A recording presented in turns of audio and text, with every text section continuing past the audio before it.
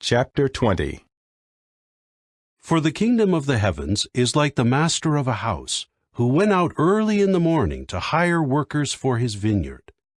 After he had agreed with the workers for a denarius a day, he sent them into his vineyard. Going out also about the third hour, he saw others standing unemployed in the marketplace, and to those he said, "You too go into the vineyard, and I will give you whatever is fair." So off they went. Again he went out about the 6th hour and the 9th hour and did likewise. Finally, about the 11th hour, he went out and found others standing around, and he said to them, "Why have you been standing here all day unemployed?" They replied, "Because nobody has hired us." He said to them, "You too go into the vineyard." When evening came, the master of the vineyard said to his man in charge, "Call the workers and pay them their wages, starting with the last and ending with the first." When the 11th hour men came, they each received a denarius. So when the first came, they assumed that they would receive more, but they too were paid at the rate of a denarius. On receiving it, they began to complain against the master of the house, and said, "These last men put in 1 hour's work. Still you made them equal to us who bore the burden of the day and the burning heat." But he said in reply to one of them, "Fellow, I do you no wrong. You agreed with me for a denarius, did you not? Take what is yours and go. I want to give to this last one the same as to you. Do I not have the right to do what I want with my own things?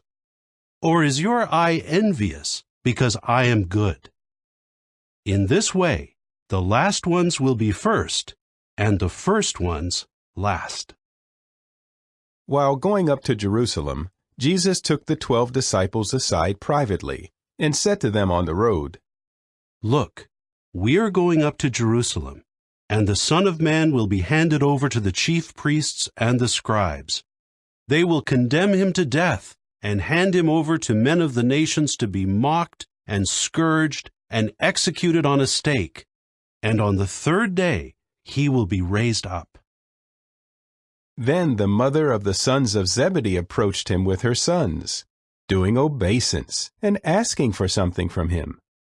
He said to her, "What do you want?"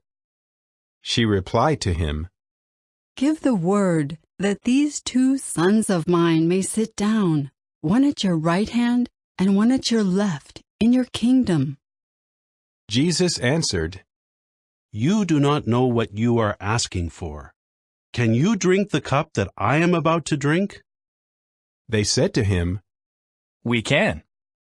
He said to them, "You will indeed drink my cup, but to sit down at my right hand and at my left is not mine to give, but it belongs to those for whom it has been prepared by my Father." When the 10 others heard about it, they became indignant at the 2 brothers.